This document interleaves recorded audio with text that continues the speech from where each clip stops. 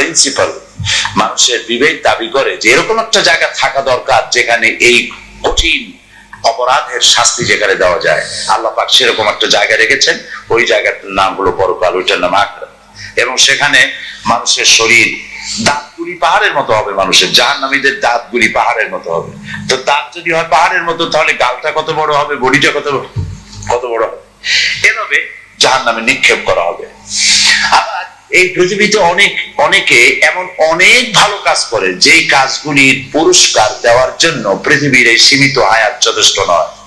এখানে একজনের বয়স 50, 60, 70, 80 বছর বয়স, কিন্তু এত ভালো ভালো কাজ করেছে, স্কুল করেছে, মাদ্রাসা করেছে, এতিমখানা করেছে, মানুষের উপকার করেছে, বিধবাকে আশ্রয় দিয়েছে, এতিমকে ঠাঁই দিয়েছে, ইসলামকে জানাবার জন্য, বোঝাবার জন্য প্রচারে অফুরন্ত টাকা খরচ করেছে। তারপরে আল্লাহ দ্বীনকে প্রতিষ্ঠা করার জন্য বিবি বাল বাচ্চাকে ছেড়ে দিয়ে হিজরত করেছে, রক্ত দিয়েছে, রাত জেগেছে, শাহাদাত বরণ করেছে। এত কাজ যে করলো আল্লাহর জন্য, তাকে এই জীবনের 50-60 বছরের জীবনে এর পুরস্কার দেওয়া সম্ভব নয়। সেই জন্য বিবেক দাবি করে এমন একটা জায়গা থাকা দরকার যেখানে অফুরন্ত সময় হবে, আর এই সমস্ত পুণ্য কাজের পুরস্কার তাকে দেওয়া যাবে। বিবেকের দাবি অনুযায়ী আল্লাহ পাক ওরকম একটা জায়গা রেখেছেন যার নাম হচ্ছে পরকাল, যার নাম আখিরাত, যার নাম কিয়ামত। সেখানে আল্লাহ পাক এই যারা ভালো ভালো কাজ করেছেন তাদের জন্য আল্লাহ পাক জান্নাত রেখেছেন, এবং সেই জান্নাতের মধ্যে কত কিছু আছে এবং কত নিয়ামত, কত সুখ, সে কথা বলে শেষ করা যাবে না। এই জন্য পরকাল প্রয়োজন। পরকাল এজন্য প্রয়োজন যে ব্যবসা করলে হিসাব নিকাশের একটা দিন আসে। সারা বছর 1 জুন থেকে আর এক অর্থ বছর শুরু হয় জুন থেকে। তো জুন থেকে শুরু হলো আর 1 জুন পর্যন্ত কত টাকার মাল কেনা হলো, কত টাকা বিক্রি হলো, কতটা ক্যাশে আছে, কতটা বাকিতে আছে, কতটা প্রফিট করেছেন ইত্যাদি হিসাব নিকাশ করার একটা দিন আসে। সারা বছর লেখাপড়া করার পর পরীক্ষা দেওয়ার একটা দিন আসে। সারা মাস চাকরি করার পর বেতন পাওয়ার একটা দিন আসে। অনুরূপ ভাবে মানুষ সারা জীবন যে কাজ করে ওই কাজের জন্য, তার হিসাব নিকাশের জন্য, তার কি কাজ করেছিল এই আমলের হিসাব নিকাশের জন্য একটা দিন আল্লাহ পাক রেখেছেন। সেই দিনের নাম কিয়ামত, সেইটার নাম পরকাল, সেটার নাম আখিরাত। আখিরাত হচ্ছে সেই দিন, আখিরাতটা হচ্ছে সেই দিন, যেমন একটা কর্মচারীর সঙ্গে দৃষ্টান্ত দেওয়া যায় যে একটা দোকানে কর্মচারী আছে, সে কর্মচারীর ধারণা সেলসম্যান একজন ঘুমাচ্ছে কিন্তু দাঁড়াবার পরেও। আখিরাতের আলোচনায় দুনিয়ায় বসে যদি ঘুম আসে তাহলে তো সমস্যা হবে। একটা দোকানের কর্মচারী, সেই কর্মচারীর ধারণা হচ্ছে, সেলসম্যান তার ধারণা হচ্ছে যে এই দোকানের মালিক দোকানে কখনো আসে না, তার হিসাব নিকাশের কোনো খাতা নাই, জমা খরচের খাতা নাই, এবং তার কোনো লোকজন এসেও দেখে না যে আমি কি বেচতেছি, কি করতেছি। এই হলো এক দোকানের সেলসম্যানদের ধারণা।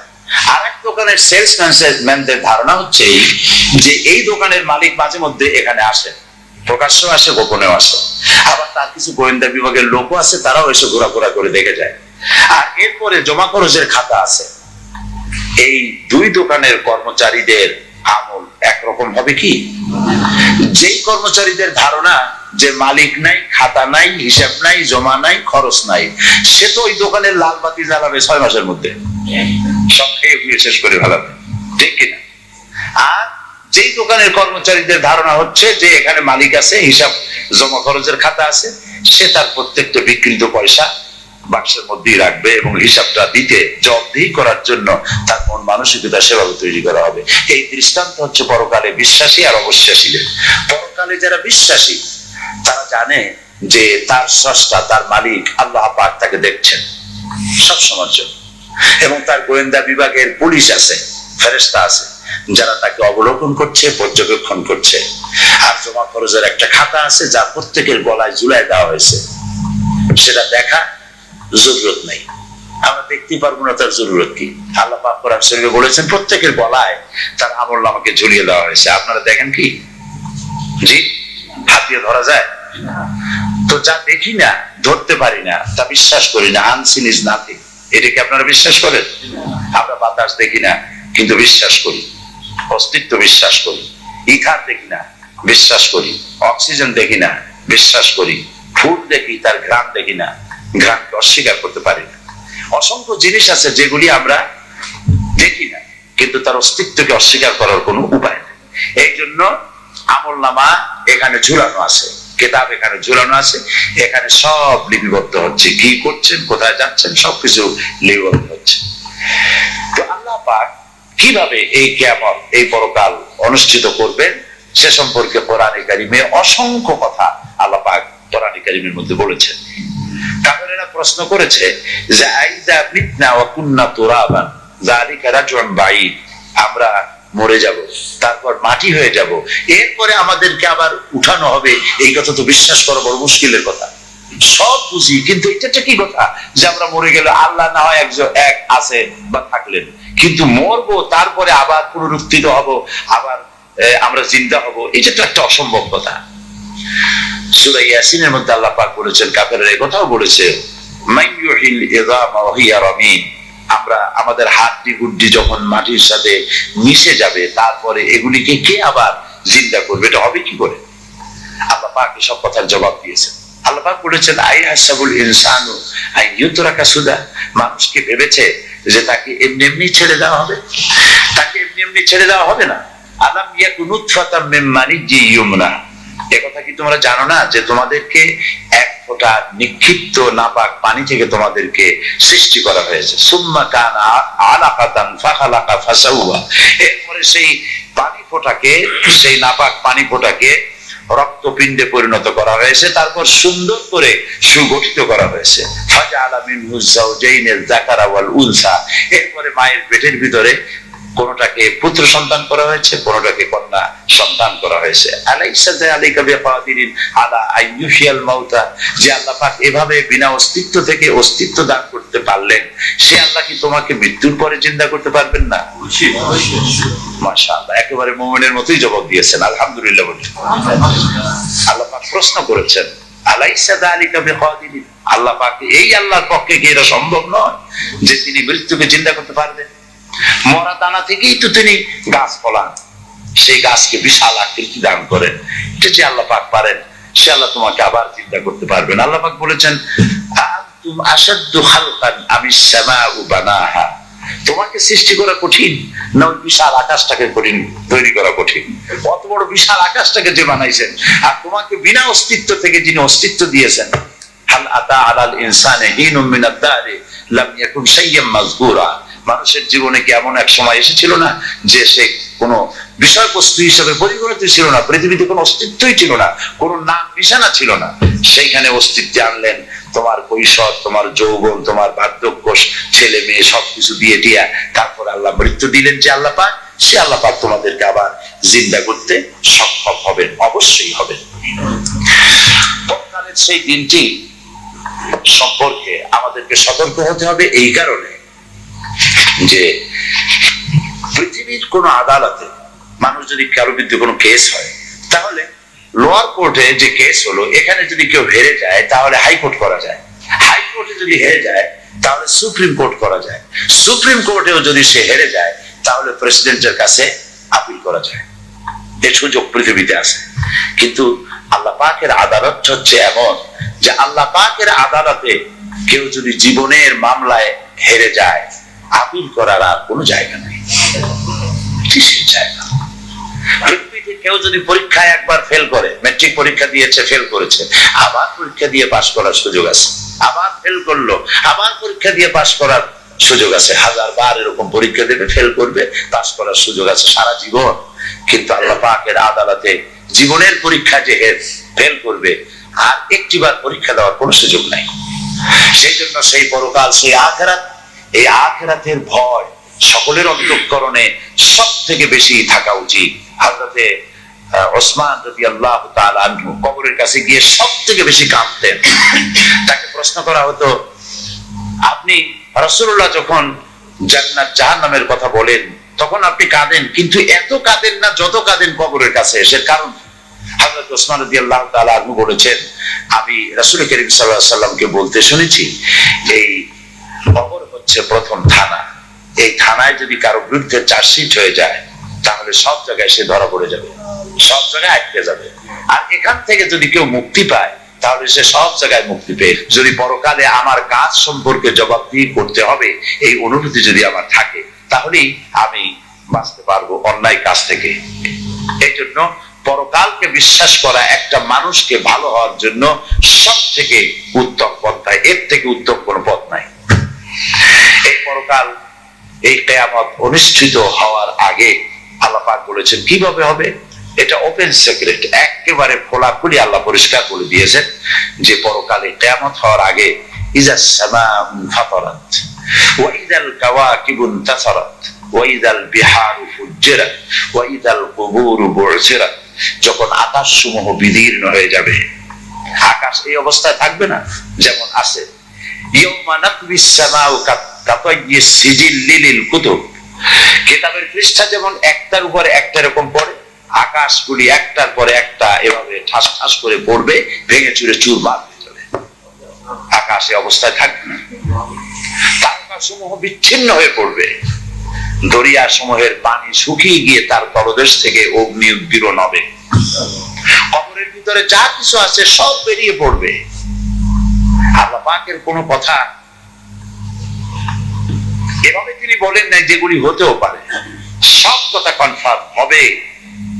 এই দৃশ্যের অবতারণা হবে। ফাইযা বারিকাল বাসার ওয়া খাসাফাল কামার ওয়া জুমিআশ শামসু ওয়াল কামার, মানুষের চক্ষু বিস্ফারিত হয়ে যাবে এই দৃশ্য দেখে। চন্দ্র তার আলো হারিয়ে ফেলবে, সূর্য তার আলো হারিয়ে ফেলবে, চাঁদ আর সূর্য ধাক্কা লেগে তা নিষ্প্রভ হয়ে যাবে। ইয়াকুলুল ইনসানু ইয়াউমাইযিন আইনাল মাফার, মানুষ তখন দৌড়াবে আর বলবে যে ভাগবো কোথায়, যাবো কোথায়, কোথায় পালাবো। এই দৃশ্যগুলি যখন দেখতে থাকবে মানুষ দৌড়াতে থাকবে। আল্লাহ পাক বলেছেন কাল্লা লা ওয়াজারা ইলা রাব্বিকা ইয়াউমাইযিনিল মুস্তাকার, পালাবার কোনো রাস্তা নাই, ভাগবার কোনো রাস্তা নাই, তোমার আল্লাহ ছাড়া তোমার ঠিকানা কোথাও নাই। এভাবে করে আকাশ সমূহ ভেঙে চুরে চুরমার হবে, চন্দ্র সূর্য শেষ হয়ে যাবে, কিচ্ছু থাকবে না। কে থাকবে? আল্লাহ সুবহানাহু ওয়া তাআলা। এই অবস্থায় বহু বছর চলে যাবে, কত বছর যাবে আল্লাহ পাক ভালো জানেন। আল্লাহ পাক তখন পৃথিবীকে ডাকবেন, ইয়া দুনিয়া আইনা আশজারুকি, হে পৃথিবী তোমার গাছগুলি কই। ইয়া দুনিয়া আইনা জিবালুকি, হে পৃথিবী তোমার সেই পাহাড়গুলি কই, তোমার সেই দরিয়াগুলি কই, কোথায় সেই স্বৈরাচারগুলি। আজকের এই রাজত্ব কার? আল্লাহ পাক নিজেই বলবেন লিল্লাহিল ওয়াহিদুল কাহ্হার, একমাত্র পরাক্রমশালী আল্লাহ রাব্বুল আলামিনের রাজত্ব সব শেষ করে দিবেন। হযরতে মালাকুল মউতকে আল্লাহ পাক প্রশ্ন করবেন কে আছে আর বাকি, সব জান কবজ হয়ে যাবে। আল্লাহ পাক জিজ্ঞেস করবেন ইয়া মালাকুল মউত কে বাকি আছে? তিনি বলবেন হযরতে জিবরাইল, ইসরাফিল, মিকাইল এবং আমি। আল্লাহ পাক বলবেন জিবরাইলের জান কবজ করো। হযরতে জিবরাইল আমিন, যিনি সমস্ত পয়গম্বরদের কাছে ওহী বহন করে নিয়ে আসছেন, তিনি প্রথম আকাশ থেকে জমিনে আসতে গিয়ে তার ডানায় একটা ঝাপটা মারা লাগে, এক ঝাপটায় তিনি পৃথিবী চলে আসেন। সুবহানাল্লাহ। শক্তিশালী আল্লাহ পাক তাকে বানিয়েছেন এবং তিনি রূহুল আমিন, আল্লাহ পাক তাকে বলেছেন শাদীদুল কুওয়া, বলেছেন শাদীদুল কুওয়া, প্রচন্ড ক্ষমতা আল্লাহ তাকে দান করেছেন। তার মৃত্যু হয়ে যাবে, ইসরাফিলের মৃত্যু হবে, মিকাইলের মৃত্যু হবে। এরপর আল্লাহ জিজ্ঞেস করবেন কে আছে আর বাকি? মালাকুল মউত বলবেন আল্লাহ পাক তোমার সামনে তোমার গোলাম মালাকুল মউত দাঁড়িয়ে আছে। আল্লাহ পাক বলবেন মুত ইয়া মালাকাল মউত, মরে যা, মরে যা। মালাকুল মউত মরে যাবে, শেষ। সুবহানাল্লাহ বিহামদিহি। আল্লাহ পাক এই অবস্থা যখন হয়ে যাবে, সব যখন শেষ হয়ে যাবে, তখন আল্লাহ পাক সর্বপ্রথম উঠাবেন, যাকে জিন্দা করবেন তিনি আপনার আমার নবী বিশ্বনবী মুহাম্মদ রাসূলুল্লাহ সাল্লাল্লাহু আলাইহি ওয়াসাল্লাম সর্বপ্রথম আল্লাহ পাক তাকে জিন্দা করলেন। সমস্ত পয়গম্বররা জিন্দা হবে, সবাই জিন্দা হবে। ওয়াইদাল কুবুর বু'সিরাত, কোরআন শরীফের মধ্যে রয়েছে কাআন্নাহুম জারাদুল মুনতাশির। আমাদের দেশে বৈশাখ মাসে যখন বৃষ্টি হবে, মেঘ হয়েছে, তখন আপনারা দেখেছেন গ্রামে মাটি ফুঁড়ে ফুঁড়ে পোকামাকড় উঠতে থাকে। এই দৃশ্য দেখেছেন? কাআন্নাহুম জারাদুল মুনতাশির। ঠিক এইভাবে করে যেভাবে মাটি ফুঁড়ে এগুলি উঠতে থাকে, মাটির ভিতরে যত রূহ ছিল, মাটির ভিতরে যত প্রাণ ছিল, যত মানুষ ছিল, জীব যা কিছু ছিল, সবকিছু মাটি উদ্গীরণ করে দেবে, ভেতরে আর কিছু থাকবে না, সব চলে আসবে। সবগুলি উলঙ্গ অবস্থায়, খালি পায়, উলঙ্গ অবস্থায় আল্লাহ পাকের দরবারে উপস্থিত হবে। হযরত আয়েশা রাদিয়াল্লাহু তাআলা আনহা তিনি প্রশ্ন করেছেন, হে রাসূল, সকলকেই কি উলঙ্গ হয়ে উঠতে হবে? হুজুর বললেন হ্যাঁ। তিনি বললেন, তখন কি আমাদের শরম হবে না? হুজুর বললেন, শরমের চিন্তাও হবে না, কারণ মানুষ সব উপরের দিকে তাকিয়ে থাকবে, কেউ নিচে তাকাবার কোনো সময় হবে না। বিশ্বকাপ পূর্ণ দৃশ্য, জাহান্নামের গর্জন। কোরআন শরীফে আল্লাহ পাক বলেছেন, মানুষের আল্লাহর ভয়তে, জাহান্নামের ভয়তে কলিজা গলার কাছে চলে আসবে। এই ভয়াবহ দৃশ্য কিয়ামতের মাঠে হবে। সমস্ত পয়গম্বর নফসি নফসি করতে থাকবেন, আল্লাহ আমারে রক্ষা করো, আমারে বাঁচাও। কারো মনে থাকবে না কারো কথা।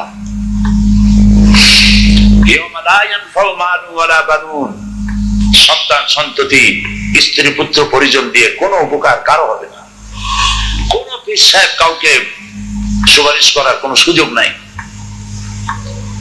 আল্লাহ পাক যাকে পারমিশন দিবেন, যার জন্য দিবেন, তিনি শুধু সুপারিশ করতে পারবে, আর কেউ না। কিয়ামতের দিন অনেক মুরিদ নিয়ে এক এক পীর উঠবে, মিথ্যা কথা। ফাকুল্লুহুম আতিহি ইয়াউমাল কিয়ামাতি ফারদা। আল্লাহ পাকের দরবারে একজন একজন করে হাজির হতে হবে। আল্লাহ পাক বলেছেন, আমার কাছে একজন একজন আসবা, মুর্দাবাদ জিন্দাবাদ দিয়া, স্লোগান দিয়া, মিছিল করিয়া আল্লাহর দরবারে যাওয়ার কোনো উপায় নাই। আল্লাহ আর তার বান্দা, সুবহানাল্লাহ। আল্লাহ প্রশ্ন করবেন, বল এইসব কাজ করছিস কিনা? আল্লাহর কাছে জবাব দেওয়া কি কঠিন হয়ে যাবে সেদিন। এই জন্য আল্লাহ রাসূল তিনি নিজে এই দোয়া করতেন, আল্লাহুম্মা হাসিবনি হিসাবান ইয়াসীরা। আল্লাহ পাক, তুমি আমার সহজ হিসাব নাও। তো রাসূলুল্লাহ যদি সহজ হিসাব চান, তাহলে আমাদের উপায় কি? আল্লাহ, তুমি আমাদের সহজ হিসাব নিও। রাসূলুল্লাহকে প্রশ্ন করা হয়েছে, হুজুর সহজ হিসাব কি? হুজুর বলেছেন, আল্লাহ যাকে মাফ করতে চাইবেন, তাকে একটা পর্দার আড়ালে নিয়ে যাবেন। জিজ্ঞেস করবেন, এই বান্দা এইসব কাজ করছো?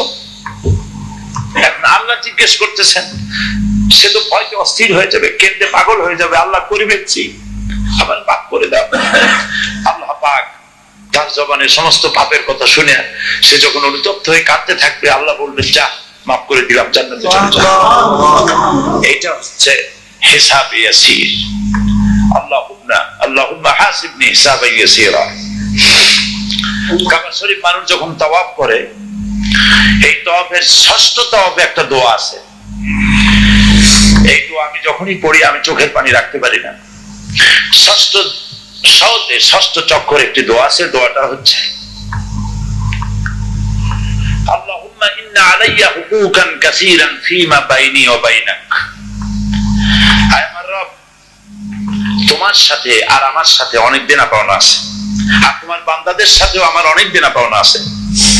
তা আমি তোমার বান্দাদের কাছে যে বিষয় ঋণী আছি, সেই ঋণ পরিশোধের জন্য তুমি আমাকে যোগ্যতা দাও, পরিশোধের তৌফিক দাও। আর আমার কাছে তোমার দেনা আছে, তা আমার কাছে তোমার যে দেনা আছে, সব দেনা তুমি শোধ করে দিয়েছো। আমার চোখ দিয়েছো, মুখ দিয়েছো, কান দিয়েছো, স্বাস্থ্য দিয়েছো, বউ দিয়েছো, বাচ্চা দিয়েছো, টাকা দিয়েছো। আমার কাছে সৃষ্টি করে তোমার যা দেনা ছিল, তুমি সব তো শোধ করে দিয়েছো, কিন্তু তোমার দেনা তো আমি কিছুই শোধ করতে পারি।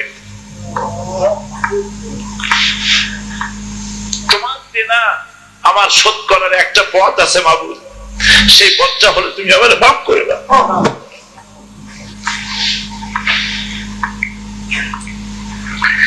এটা ছাড়া আমার কাছে কোনো পথ নাই বাবু। তুমি যদি কিয়ামতের দিন আমাকে প্রশ্ন করো যে যৌবন কাটাইছো কোন পথে, আমি তো যৌবন পথ রাখি নাই,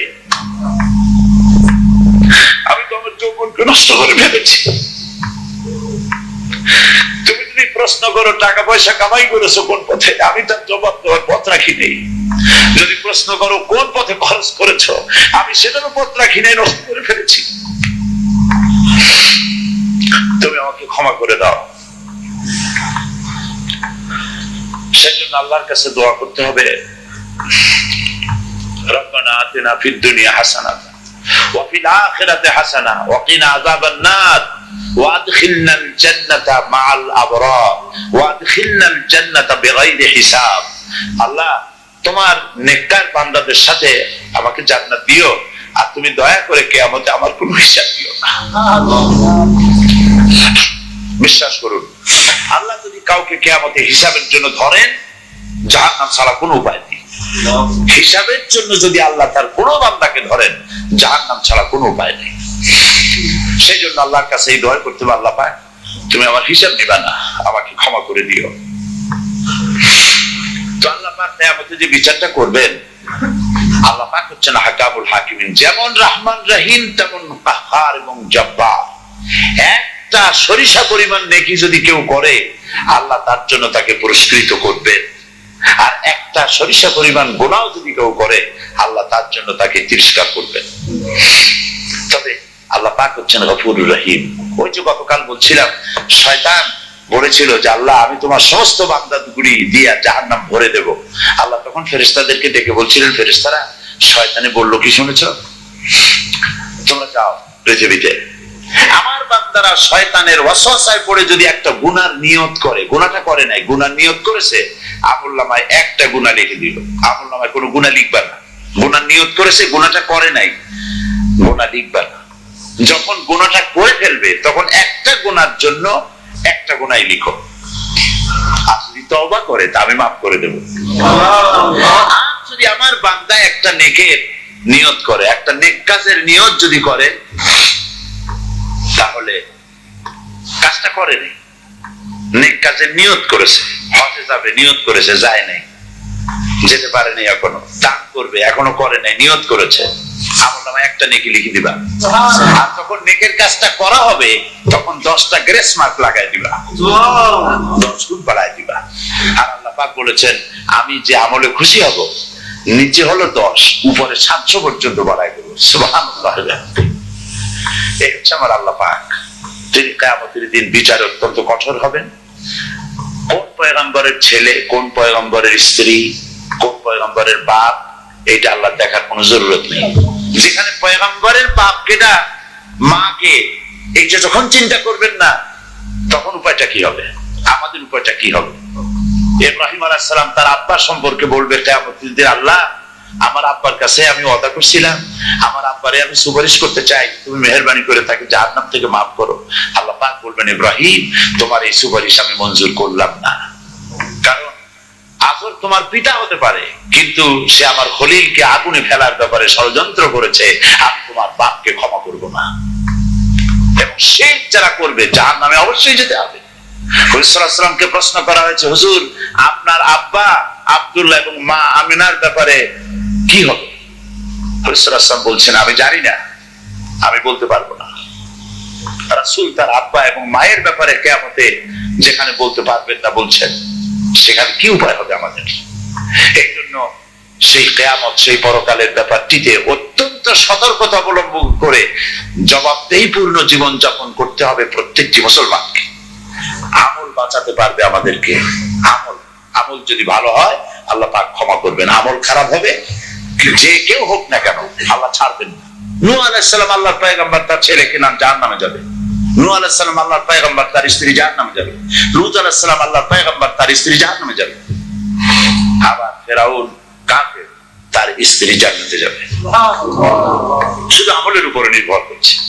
এই জন্য পরকাল পরকালের বিচারটাকে সুষ্ঠু করার জন্য আল্লাহ পাক এখানে সব ব্যবস্থা করেছেন। এরকম হবে না, কেউ কথা বলতে পারবে না যে আল্লাহ তুমি যেহেতু তুমি আল্লাহ সেই জন্য তুমি আমার বিচারটা এইভাবে করে জাহান্নামে ফেলাই দিলা, তুমি যা পারো সবই তো করতে পারো সেই জন্য দিলা। আল্লাহ এটা করবেন না। আল্লাহ তো সব জানেন, তারপরেও বিচারটাকে সুষ্ঠু করার জন্য বিচারপতির সামনেও যদি কেউ কাউকে হত্যা করে, এখানে একজন বিচারক আসলো, তার সামনে একজনে মারাত করেছে, কোনো সাক্ষী ছিল না, তার বিচার করা তার জন্য কঠিন হয়ে যাবে, সাক্ষী থাকতে হবে। তো এই জন্য আল্লাহ পাক সবকিছু জানেন, তা সত্ত্বেও বিচারটাকে ইনসাফের হক আদায় করার জন্য আল্লাহ পাক এই পৃথিবীতে ব্যবস্থা করে রেখেছেন। ওয়া ইন্না আলাইকুম লাহাফিজিন কিরামান কাতিবিনা ইয়ালামুনা মা তাফআলুন। আল্লাহ পাক বলেছেন আমি তোমাদের জন্য সম্মানিত লেখক তোমাদের সাথে দিয়ে দিয়েছি। সম্মানিত লেখক তোমাদের সাথে আছে, ইয়ালামুনা মা তাফআলুন, তারা সব জানে যা তোমরা করো। সম্মানিত কিরামান শব্দ ব্যবহার করা হলো কেন? মুফাসসিরিনে কিরামরা বলেছেন এই কারণে করা হয়েছে যে পৃথিবীতেও গোয়েন্দা বিভাগ আছে, আল্লাহরও গোয়েন্দা বিভাগ আছে, আর গভর্নমেন্ট গুলিরও গোয়েন্দা বিভাগ আছে। গোয়েন্দা বিভাগের ইংরেজি কি? Intelligence branch. বলেছেন তারা হচ্ছে সম্মানিত। আর সম্মানিতর আরো একটা অর্থ আছে, এই পৃথিবীতে যত গোয়েন্দা বিভাগ আছে এদের কাছে অনেক ঘটনা রহস্যাবৃত রয়েছে এবং রহস্যাবৃত থেকে যাবে আজ পর্যন্ত সেই রহস্য উদ্ঘাটন করতে পারেনি। কেনেডি হত্যার শুরু আজও হয় নাই। কে মারছে, কোথায় মারছে, কত প্লেন হাইজ্যাক হলো, কে হাইজ্যাক করছিল, মূল আসামি ধরা পড়লো না, কত প্লেন গায়েব হয়ে গেল, কত স্টিমার, কত শিপ গায়েব হয়ে গেল, কত মানুষ খুন হয়ে গেল, আজ পর্যন্ত এত মডার্ন পৃথিবী আজ পর্যন্ত উদ্ধার করতে পারে না এই রহস্যকে। কে মারলো, কোথেকে গায়েব হলো, কেমনে হইলো, মানুষের কাছে রহস্য এটা থেকেই যায়। আল্লাহ পাক বলছেন আমার গোয়েন্দা হচ্ছে কিরামান, সম্মানিত। সম্মানিত তারা। তো এই জন্য তারা কিয়ামতের কি বলে তাদের কাছে কোনো জিনিস গোপন থাকে না, গোপন থাকবে না।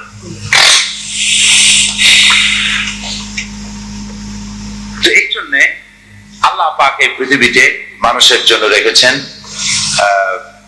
ফেরেশতারা রয়েছে। মা ইয়ালফিযু মিন কাওলিন ইল্লা লাদাইহি রাকীবুন আতীদ। মানুষ এমন কোনো কথা বলে না যে তা রেকর্ড করে না রাখে ফেরেশতারা। যা কিছু বলতেছি টেপ রেকর্ডার, অডিও, ভিডিও সবকিছু যেমন রেকর্ড হচ্ছে, আপনার আমার কথাগুলিও সব রেকর্ড হয়ে যাচ্ছে এবং কিয়ামতের দিন এই রেকর্ডগুলি বাজানো হবে।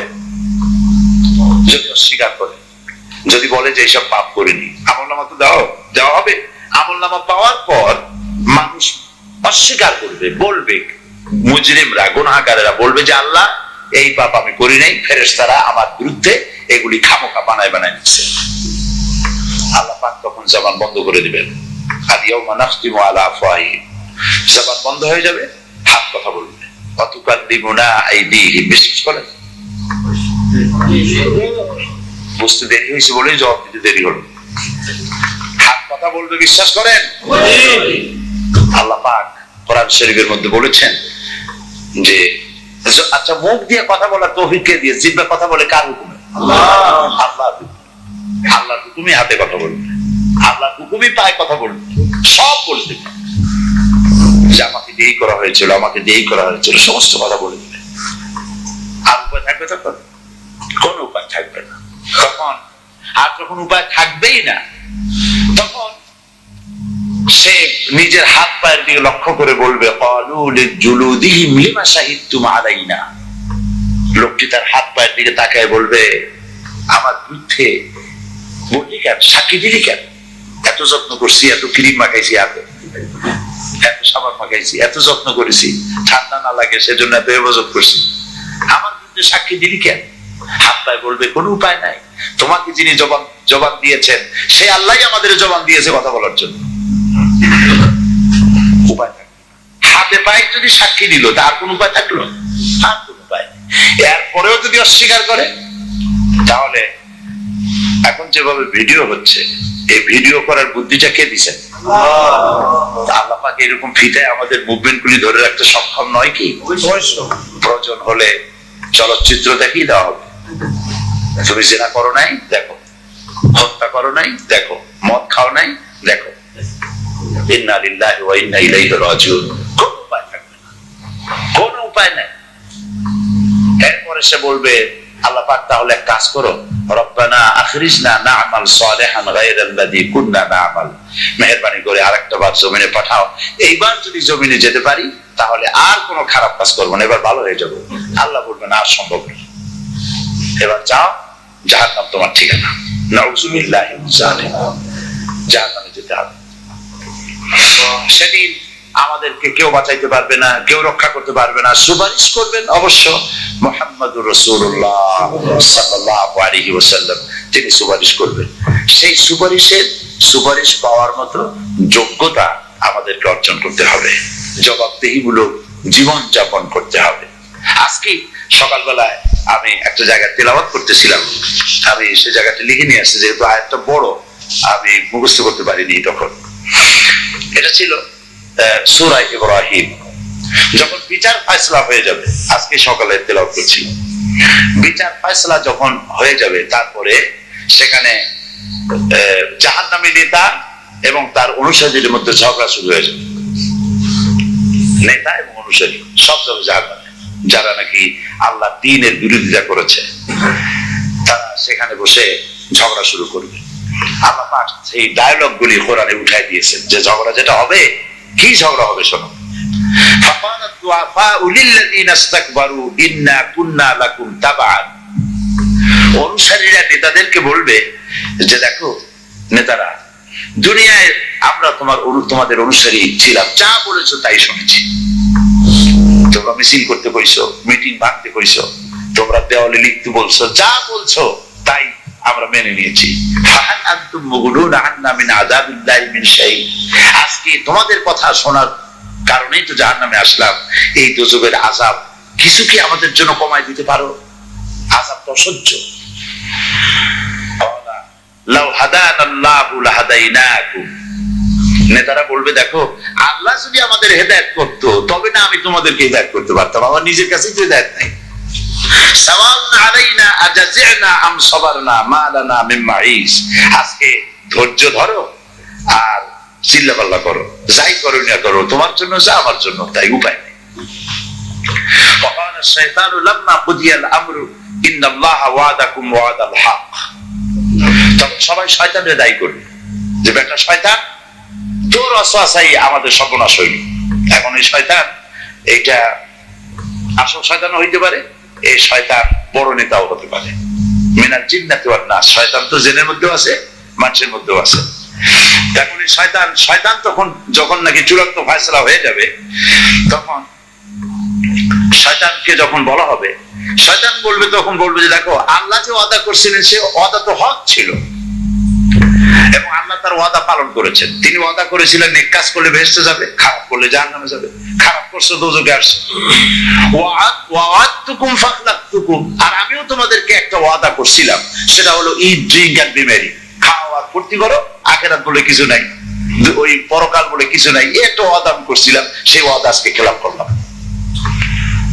ওয়া মা কানা লি আলাইকুম মিন সুলতান, আর আমি যে সব কথা বলেছি ওই কথার পেছনে তো কোনো দলিল ছিল না, আমি কথা বলেছি, তোমরা সেই কথা মেনে নিয়েছো। আলেম ওলামারা কথা বলেছে, পয়গম্বরেরা কথা বলেছে, তার পিছনে কোরআন ছিল, হাদিস ছিল, দলিল ছিল, রেফারেন্স ছিল, আমার কথায় তো কোনো দলিল ছিল না। আমি কি করেছি? ইল্লা আন দাআউতুকুম ফাস্তাজাবতুম লি, আমি একটা ডাক দিলাম আর তোমরা সবাই আমার পিছনে পাগলের মতো দৌড়ে যাও। ফালা তালুমুনি ওয়ালুমু আনফুসাকুম, এখন আমারে গালাগালি করে লাভ নাই, নিজেদের কপালে নিজেরা হাত মারো। মা আনা বিমুসরিখিকুম ওয়া মা আনতুম বিমুসরিখিয়া, এখন আমিও তোমাদের কোনো উপকার করতে পারবো না, আর আমারও যে জাহান্নামে আমিও যে আসছি, আমারও তোমার কোনো উপকার করতে পারবে না, সকলের জন্যই জাহান্নাম। সুতরাং নেতা এবং অনুসারীরা যারা নাকি আল্লাহর দ্বীনের বিরোধিতা করবে, কিয়ামতের দিন তারা যে জাহান্নামে যে ডায়লগটা করবে সেটাও আল্লাহ পাক কোরআন শরীফে তুলে দিয়েছেন। এখন ওই পরকালে, এই পরকালের জীবনে, এই কঠিন হাসরের ময়দানে যদি আমাদেরকে বাঁচতে হয়, তাহলে জবাবদিহিমূলক জীবন যাপন করতে হবে। প্রত্যেকটি কাজ এবং কথা দায়িত্বপূর্ণ ভাবে কথা বলতে হবে, দায়িত্বপূর্ণ কাজ করতে হবে, দায়িত্বহীন কোনো কথা বলা যাবে না। জীবনের প্রত্যেকটি কাজ এবং কথা আল্লাহকে ভয় করে পরিচালিত করতে হবে। আমাদের প্রত্যেকেরই মৃত্যু হবে এবং আমাদের সকলকেই কিয়ামতে উঠতে হবে। লা তাজিরু ওয়াজিরাতুন বিজরা উখরা, একজনের দায়িত্ব আরেকজন গ্রহণ করবে না, কারো বোঝা কেউ বহন করবে না। কেউ যদি সরিষা পরিমাণ একটা গুনাহ, একটা সরিষা পরিমাণ একটা পাপ বহন করার জন্য কাউকে যদি ডাকে, তাহলে সে ডাকের সাড়া দেবে না। ওয়ালাউ কানা যা কুরবা, যদি সে রক্ত সম্পর্ক আত্মীয় হয়, তবুও ডাকের সাড়া দেবে না। এই জন্য ওই কঠিন হাসরের ময়দানে যেদিন পিতা তার সন্তানকে ভুলে যাবে, মা তার সন্তানকে হারায় ফেলবে, ভুলে যাবে, সন্তান তার মাকে চিনবে না, ভুলে যাবে, সেই কঠিন হাসরের ময়দান, সেই পরকালে যেন আমরা যেন আল্লাহর কাছে আসামি না হই, সেজন্য আমাদের সেইভাবে জীবন যাপন করতে হবে। এবং সেজন্য সেইভাবে জীবন যাপন করার জন্য সংগঠন হচ্ছে একটি নিয়ামত। আলহামদুলিল্লাহ বলি। মানুষ মাত্রই ভুল ত্রুটি হয়, এই ভুল ত্রুটি সংশোধনের জন্য সংগঠন হচ্ছে একটি বিরাট নিয়ামত। সংগঠনের প্রত্যেক মাসে, সপ্তাহে, মাসে বৈঠক হয়, আলোচনা হয়, রিপোর্ট করতে হয়, নামাজ কয়েক তো পড়েছি জামাতে, কোরআন শরীফ পড়ছি কিনা অর্থ সহকারে, এবং কি কি কাজ করেছি, তারপরে মহাসভা করতে হয়। আছে না মহাসভার সিস্টেম আপনাদের মধ্যে? আত্মসমালোচনা প্রত্যেকদিন রাত্রে শুতে গিয়ে এই চিন্তা আমাদেরকে করতে হয় যে আজকের দিনের বেলায় কয়টা মিথ্যা কথা বলেছি, কয়টা পাপ করেছি, এই পাপগুলি থেকে তওবা করছি, আল্লাহ পাক এই পাপ আর করবো না। এইভাবে করে নিজেদেরকে পাপ মুক্ত জীবন যাপন করতে হবে।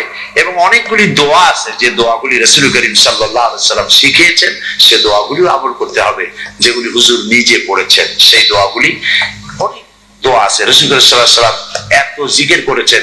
এখন তো জিকিরের অর্থ করা হয়েছে, পীর সাহেবরা যেগুলি করান, আল্লাহু আল্লাহু, তারপরে কি বলে লা ইলাহা ইল্লাল্লাহ ইত্যাদি যে জিকিরগুলি করেন 500 বার, 1000 বার ইত্যাদি। হাদিস শরীফে এইভাবে উল্লেখ করা নাই। হাদিস শরীফে শুধু গুনে গুনে দোয়া পড়ার কয়েকটা আছে হাদিস, যেমন সুবহানাল্লাহ 33 বার, আলহামদুলিল্লাহ 33 বার, আল্লাহু আকবার 33 বার, আর একবার হলো আশহাদু আল্লা ইলাহা ইল্লাল্লাহ ওয়াহদাহু লা শারীকা লাহু লাহুল মুলকু ওয়া লাহুল হামদু ইউহয়ী ওয়া ইউমীতু ওয়া আলা কুল্লি শাইইন কাদির, এটা দিয়ে 100 বার পূর্ণ করা।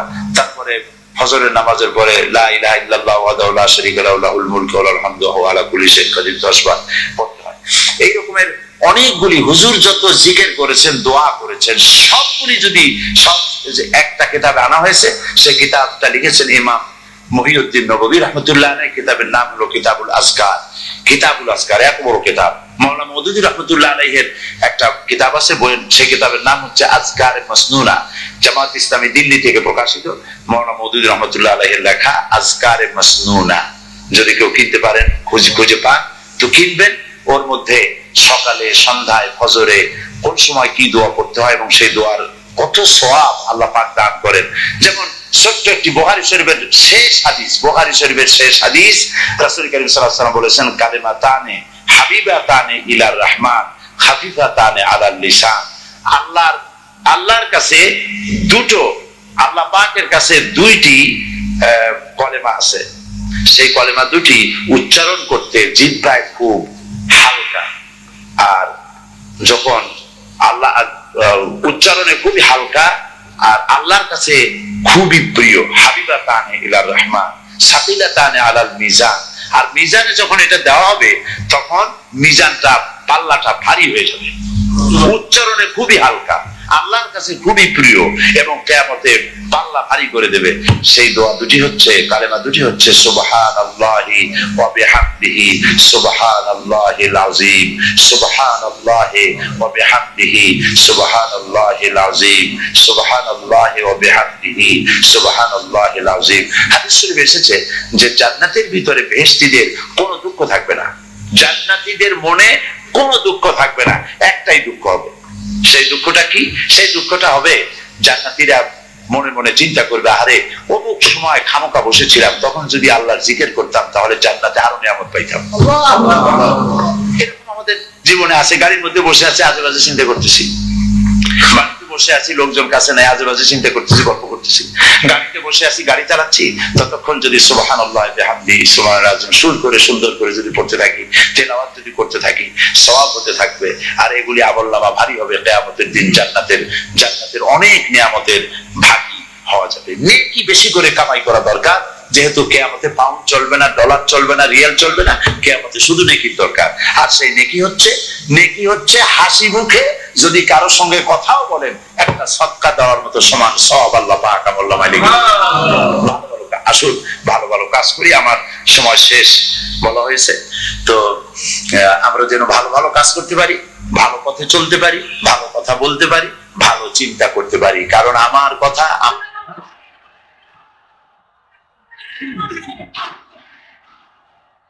কোরআনে কারিমের প্রতি মানুষের, তৎকালীন যুগের মানুষের এই মহব্বত ছিল, এই ভালোবাসা ছিল, এই আকর্ষণ ছিল। কোরআনের প্রতি আকর্ষণ হারায় জাতির কপাল পুড়েছে, গানের প্রতি আকর্ষণ বেড়েছে, কোরআনের প্রতি আকর্ষণ নষ্ট হয়েছে। আজকের উপস্থিত জনতার কাছে আলিম ওলামা সহ শিক্ষিত ব্যক্তিবর্গ, নারী পুরুষ যারা এখানে এসেছেন, সকলের কাছে বিনীত ভাবে আরজ করছি, কোরআন পড়ুন, কোরআন পড়ুন। কোরআনের মতো নিয়ামত আর নাই। বেশি করে তেলাওয়াত করুন। ফজরের পরে পাইকারি বারে ঘুমাবেন না। ফজরের নামাজের পর তেলাওয়াত করার অভ্যাস করুন। কোরআন শরীফকে তেলাওয়াত করুন ফজরের নামাজের পর। তাহাজ্জুদের অভ্যাস করুন, তাহাজ্জুদের নামাজ পড়ে কোরআন শরীফ তেলাওয়াত করেন। কোরআন তেলাওয়াত করার মানে হলো আল্লাহ রাব্বুল আলামিনের সঙ্গে কথা বলা। সুবহানাল্লাহ। কোরআন তেলাওয়াত মানে হলো আল্লাহর সঙ্গে কথা বলা, আর হাদিস পড়ার অর্থ হলো নবীজির সঙ্গে কথা বলা। এত বড় নিয়ামত আল্লাহ আমাদের দিলেন, কপাল পোড়া জাতি সেই নিয়ামতকে ভুলে গেছে। কোরআন শরীফ পড়ুন, কোরআন বুঝুন, কোরআন আমল করুন।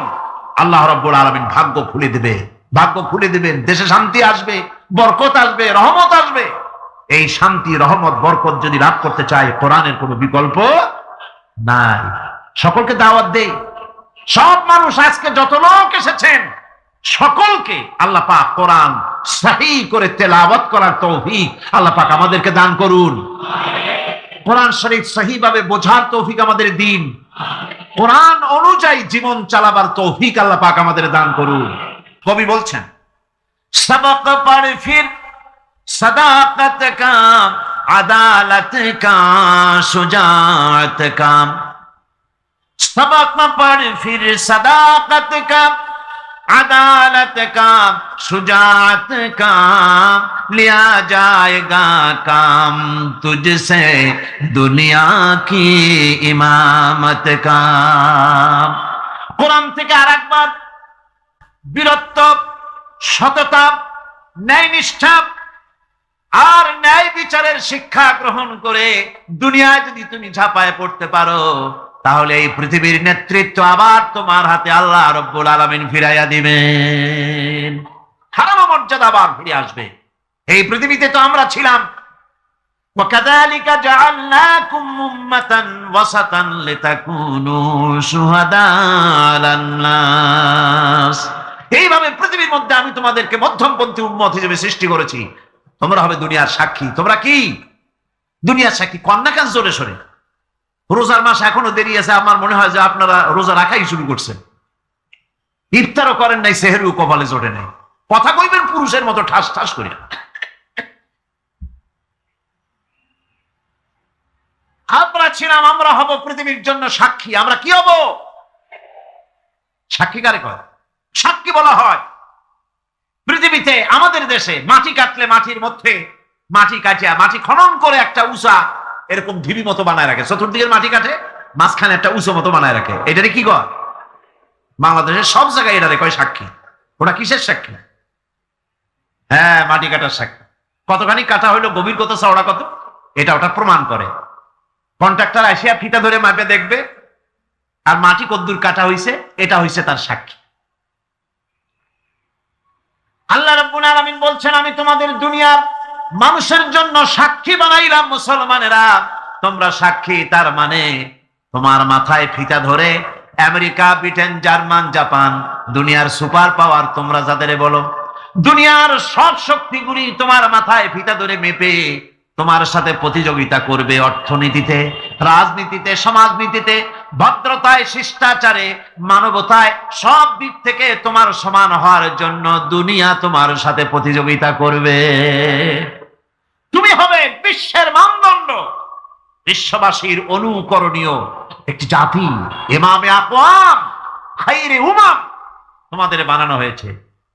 এই কোরআনের বরকতে এই নিয়ামত তোমাদের দিয়েছিলাম। আজ আমার মাথায় ফিতা ধরে কেউ মাপতে আসে না। আমি অন্যদের মাথায় ফিতা ধরে মাপিয়া দেখতে চাই ওদের মতো বেহায়া হইতে পারলাম কিনা, ওদের মতো কপাল পোড়া হইতে পারলাম কিনা, ওদের মতো আমার নারীরা স্বাধীনতা বিবর্জিত হয়ে রাস্তায় চলতে পারলো কিনা, নাচে গানে চিৎকারে ফাল মারায় ওদের মতো হইতে পারলাম কিনা। সন্ত্রাস, চাঁদাবাজ, মাস্তানি, শয়তানি, ওজনে কম, খাদ্যে ভেজাল, হাবিজাবি করিয়া দুনিয়ার সাথে প্রতিযোগিতা করে মুসলমানেরা এখন রানার্স আপ হয়ে আছে। হায় রে কপাল পোড়া জাতি। অথচ এই জাতিকে আল্লাহ পাক বলেছেন শ্রেষ্ঠ জাতি। শ্রেষ্ঠ জাতি কোরআন ছেড়ে দিয়ে আজ কপাল পড়েছে। এই পোড়া কপাল কি জোড়া লাগাতে চান? এই পোড়া কপাল জোড়া লাগাইতে হইলে কোরআনের শিক্ষা নিতে হবে। একদিন তো এমন ছিল, একদিন মুসলমানদের অবস্থা এমন ছিল, পুরুষ তো দূরের কথা, মহিলারা পর্যন্ত কোরআনে কারিমের উপরে অধ্যাপনা করতেন, মুফাসসির ছিলেন, কোরআনে কারিম দিয়ে তারা কথাও বলতে পারতেন। সুবহানাল্লাহ। হযরত আয়েশা সিদ্দিকা রাদিয়াল্লাহু তাআলা আনহা হাজার হাজার সাহাবায়ে কেরামদের ওস্তাদ ছিলেন। সুবহানাল্লাহ। পুরুষ তো দূরের কথা, মহিলাদেরও এমন অবস্থা ছিল। সূরা আন-নামলের মধ্যে দেখুন, হযরত সুলাইমান আলাইহিস সালাম যখন হুদহুদের মাধ্যমে চিঠি পাঠাইছিলেন কার কাছে? রানী বিলকিসের কাছে। রানী বিলকিস তখন তার মন্ত্রী পরিষদকে বলেছিল যে কোন স্বৈরাচার যখন কোন দেশ দখল করে তখন তারা দুই দফা কাজ করে।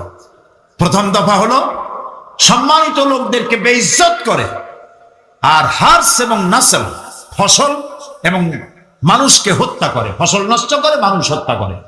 এই দুই দফা কাজ করে স্বৈরাচারীরা। স্বৈরাচারীরা কয়টা কাজ করে? চিরকাল, আবহমান কাল ধরে যারা স্বৈরাচার, ধর্ম নিরপেক্ষ রাজনীতি যারা করে, যখনই ক্ষমতায় যায় আলেম ওলামাদেরকে বেইজ্জত করে, মাদ্রাসা বন্ধ করে দেয়, ফসলের হানি করে, মানুষকে কষ্ট দেয়, নির্যাতন করে। আর আল্লাহ বলছেন মুমিনরা যদি ক্ষমতায় যায় কয় দফা কাম করে? 4 দফা। আকামুস সালাত, নামাজ প্রতিষ্ঠা করে, ক্ষমতায় গিয়েই নামাজ প্রতিষ্ঠা করে। সুবহানাল্লাহ বলে। পৃথিবীতে যখন আসছিলাম তখন কানে কি শুনেছি মনে আছে? মনে নাই, তবে আপনারা জানেন আজানের প্রথম শব্দ কি? ইকামতের প্রথম শব্দ কি? নামাজের প্রথম শব্দ কি? জীবনের শেষ নামাজ সালাতুল জানাজা, প্রথম শব্দ কি? শেষ শব্দ কি? এর দ্বারা প্রমাণ হলো আমার জন্ম থেকে কবরে যাওয়া পর্যন্ত জীবনের প্রতিটি ক্ষেত্রে আমি গোলাম, আমাকে ঘোষণা করতে হবে আল্লাহু আকবার। খুব দুর্ভাগ্য আমার দেশের এরকম রাজনৈতিক দলও আছে যাদের মিছিলে মিটিংয়ে আল্লাহু আকবার শোনা যায় না। হাজারো স্লোগান দেয়, আল্লাহু আকবার বলেন। বগুড়া এরকম দল নাই। কি দুর্ভাগ্য! ওই দল যারা করেন একটু চিন্তা করা উচিত, নেতাদের জিজ্ঞান দরকার। নেতা সাহেব, আমি তো মুসলমানের বাচ্চা, আমার মা মুসলমান, বাপও মুসলমান। হাজারো স্লোগান দেয় মানুষের নামে, দেশের নামে হাজারো স্লোগান দিতে পারি। এ কোন রাজনীতি যে আল্লাহু আকবার বলা যায় না? আল্লাহ তাআলা এই অভিশপ্ত রাজনীতির হাত থেকে আমার জাতিকে রক্ষা করুন।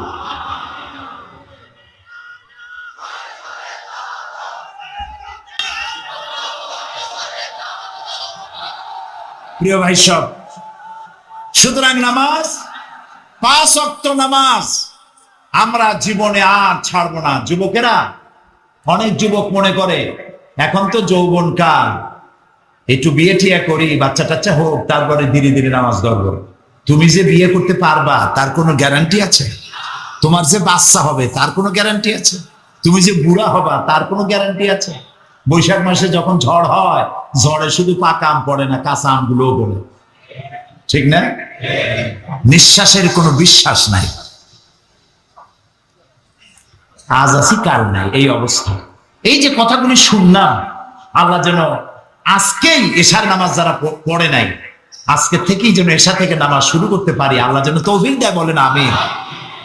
প্রিয় মুসলমান ভাইরা, নামাজ যে পড়বেন না, মুসলমান দাবি করার তার কোনো হক নাই। নিজেকে মোমেনও দাবি করতে পারবেন না, মুসলমানও দাবি করতে পারবেন না। নামাজ পড়তে হবে, নামাজ নামাজ। আপনি অফিসার, নামাজ পড়েন। আপনি মন্ত্রী, নামাজ পড়েন। আপনি এমপি, নামাজ পড়ুন। চেয়ারম্যান, নামাজ পড়ুন। ছাত্র, শিক্ষক, মেয়ে লোক, পুরুষ লোক, মুসলমান, নামাজ নামাজ। নামাজ হয়ে গেছে, দোকান বন্ধ করে দাও। মক্কা শরীফ, মদিনা শরীফ যাই দেখেন, যখনই আজান হয়ে যায় সব দোকান বন্ধ করে দেয়। আর আমরা দোকান বন্ধ আমার দেশে করে না, যে দোকান বন্ধ করলে বেচা কিনে কম হয়ে যাবে। আরে ভাই, আল্লাহর নামাজ পড়তে যাচ্ছেন, কামাইতে বরকত দেওয়ার মালিক কে? আপনি নামাজের জন্য দোকান বন্ধ করে যে নামাজে গেলেন, এই যে সময়টা গেল, হতে তো পারে নামাজ পড়ে আসার পর একজন খরিদ্দার এমন পাবেন যাতে ওই সময় যত খরিদ্দার আসতো একজনে সব কিনে নিয়ে যাবে, হতে পারে না? এই জন্য আল্লাহকে সেজদা দেন বেশি করে, নামাজ ভুলবেন না। অফিসার হন, যেই হন, পুলিশ, বিডিআর, আর্মি, সরকারি ডিউটি যখন করবেন, নামাজ যদি কাজা হয়ে যায়, হতে পারে সরকারি কাজে ঘন্টার পর ঘন্টা ডিউটি পালন করছেন, নামাজ পড়তে পারেন না, যখনই আপনি সময় পেলেন তখনই নামাজটা আদায় করে নেন, নামাজ ভুলে যাবেন না। আচ্ছা, আজকে কি আমরা এই ওয়াদা করতে পারবো যে জীবনে আর নামাজ ছাড়বো না? পারবো? যারা পারবেন কেবলমাত্র তারাই দুটি হাত উঁচু করুন, বলেন, ইয়া আল্লাহ, তোমার পবিত্র নামে শপথ করি, কসম করি, ওয়াদা করি, যতদিন পর্যন্ত মালাকুল মউত আমার মাথার কাছে না আসতেছে, ততদিন পর্যন্ত ফরজ নামাজ, ফরজ রোজা আর ছেড়ে দেব না, আর ছেড়ে দেব না, আর ছেড়ে দেব না। আয় আল্লাহ, আমার মৃত্যু পর্যন্ত আমার এই ওয়াদা আমাকে পালন করার তৌফিক দাও, আমিন ইয়া রাব্বাল আলামিন। হাত নামান। আমি কি জোর করে হাত তুলাইছি? আপনারা হাত তুলেছেন, ঠিক না? দেখলেন কে? সাক্ষী কে? এবার কিন্তু বিপদে পড়ে গেছে। আল্লাহ তাআলা যারা হাত তুললো, আমি মুসাফিরের দোয়া কবুল হয়, রাসূলুল্লাহ বলেছেন। আমি দোয়া করি সকলকে নিয়ে, আল্লাহ, আজকে যারা হাত তুললেন, জীবনের অতীতের ভুল তাদের মাফ করে দাও, এবং ভবিষ্যতে এক ওয়াক্ত নামাজ যেন কেউ ছেড়ে না দেয়, সবাইকে নামাজ আদায় করার তৌফিক দান করো। এই জাতি যদি নামাজি হয়, আল্লাহর রহমত বৃষ্টির মতো নাজিল হতে থাকবে। আল্লাহ রাব্বুল আলামিন বলেন, ওয়ালাউ আন্না হালাল কুরআ আমানু ওয়াত্তাকাউ লাফাতাহনা আলাইহিম বারাকাতিম মিনাস সামাই ওয়াল আরদ। দেশের লোকেরা, জনপদের লোকেরা যদি আমার উপর ঈমান আনে আর আমাকে ভয় করার নীতি অবলম্বন করে চলে, দুইটা কাজ। কয়টা কাজ? কে বলতেছেন? আমার উপর যদি ঈমান আনে আর আমাকে ভয় করার নীতি অবলম্বন করে যদি চলে, তাহলে ওই জমিনের মানুষের জন্য আমি আল্লাহ আকাশ আর জমিনের বরকতের সব দরজা খুলে দেব। প্রিয় ভাই সব, আল্লাহ আমাদের নামাজ আদায় করার তৌফিক দিন। ৬ষ্ঠ নম্বরে বলা হচ্ছে আল আমিরুনা বিল মারুফ, আর ৭ম নম্বরে হচ্ছে ওয়ান নাহুনা আনিল মুনকার, ভালো কাজের আদেশ করা এবং অন্যায় কাজ থেকে মানুষকে বিরত রাখা মুমিনের ৬ষ্ঠ নম্বরের কোয়ালিটি। ৬ষ্ঠ নম্বর হলো ভালো কাজের আদেশ, ৭ম নম্বরে অন্যায় কাজ থেকে মানুষকে ফিরায় রাখা। এই যে দায়িত্বটা, এই দায়িত্ব একটি বিশাল দায়িত্ব। কোরআন বলছে, কুনতুম খায়রা উম্মাতিন উখরিজাত লিন-নাসি তা'মুরুনা বিল মা'রুফি ওয়া তানহাউনা আনিল মুনকার। আল্লাহ তাআলা বলেন, ও মুসলমানেরা, তোমরা শ্রেষ্ঠ জাতি, খাইরে উমাম, ইমামে আকওয়াম। তোমাদের দায়িত্ব হলো মানুষকে ভালো ভালো কাজের দিকে অনুপ্রাণিত করবে, হুকুম করবে, আদেশ করবে, আর সব ধরনের খারাপ কাজ থেকে মানুষকে ফিরায় রাখবে। এটা কার দায়িত্ব? উম্মতের দায়িত্ব। আল্লাহ তাআলা বলছেন এই দায়িত্ব সব নবীদের, সমস্ত নবীদের কাজই ছিল মানুষকে ভালো কাজের আদেশ দেওয়া আর অন্যায় থেকে ফিরিয়ে রাখা।